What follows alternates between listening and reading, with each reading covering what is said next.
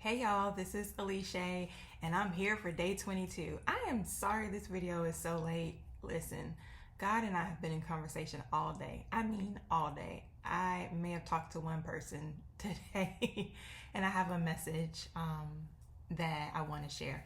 So if you don't mind, I'm just going to get straight to the pull. I'm going to pull a number and then when I come back with my items, I'll come back with a message too, okay? So let's see what our number is. Ooh, there ain't that many numbers in here for today. The number is 20.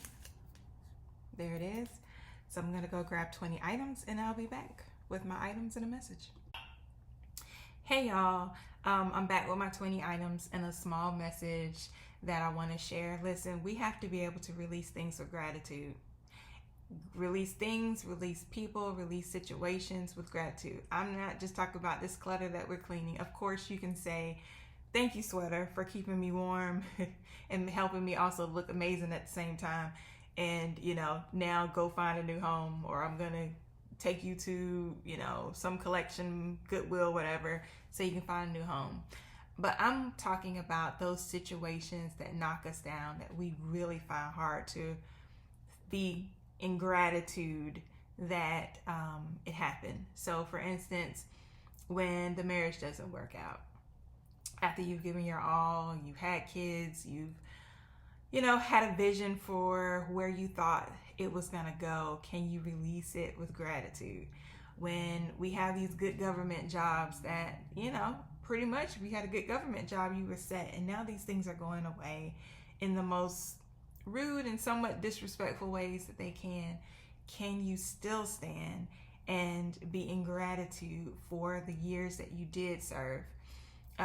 When the houses go away or whatever else possessions we have, can we be in a place of gratitude? When the children that we had visions for how their life was going to turn out started to go in a different direction than what we envisioned for them, can we still find a way to release what we were holding our vision with gratitude? And the reason why we need to do that is because in doing so, we shift our internal landscape. And in 1 Thessalonians 5:18, I think I shared that here before, it talks about being grateful in all things.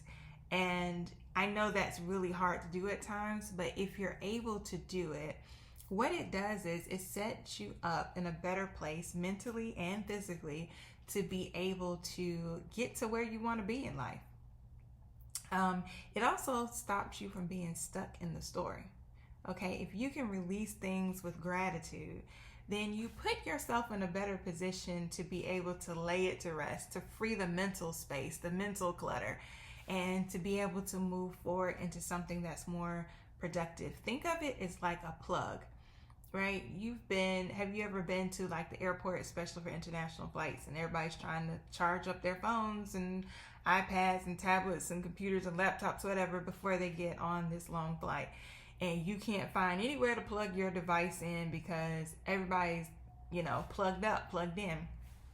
Well, it's like that when we're holding on to our stories.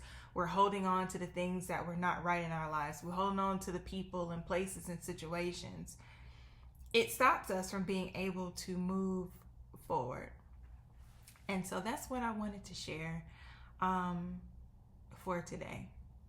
So if nothing else, think of 20 things. If you don't have 20 items, think of 20 things that you can be grateful for. And let me tell you, sometimes that looks like waking up in the morning and being like, God, I'm thankful that I opened my eyes. God, I'm thankful that I can sit up in the bed on my own. God, I'm thankful that I can get up and stand on my 2 feet and they carry me to the bathroom. God, thank you that my bladder works and it's still doing what it's doing. God, thank you that my kidneys are working.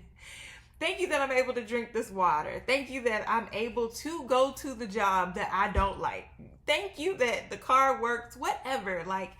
But I know that when you start to do that, then each and every day it becomes easier. Each and every day you're able to see more things to be thankful for. And it literally shifts your internal landscape to a place of gratitude and being able to really move forward.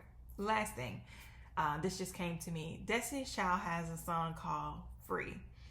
And it says there's nothing like being free when your heart and your mind is in the right place. There's no feeling like being free when you've done all you could. Maybe it was misunderstood, but it's all good because you're free. And that is the freedom that comes with releasing things with gratitude. You're in a better space, you're feeling better, and you can move in a better energy to be able to, really pray and seek the things that are best in your life. All right, so enough of that. Here's my 20 items. Here they are. There are pens and markers, and these work. A calculator in there, some stickers, and some other things. These are going to a school, a Title I school. A teacher inboxed me, and she asked me for the items.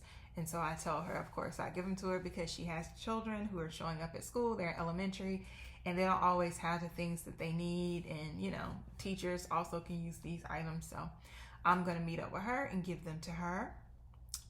So that's it. That's day 23. No, 22. I'm trying to get ahead today. See you tomorrow for day 23.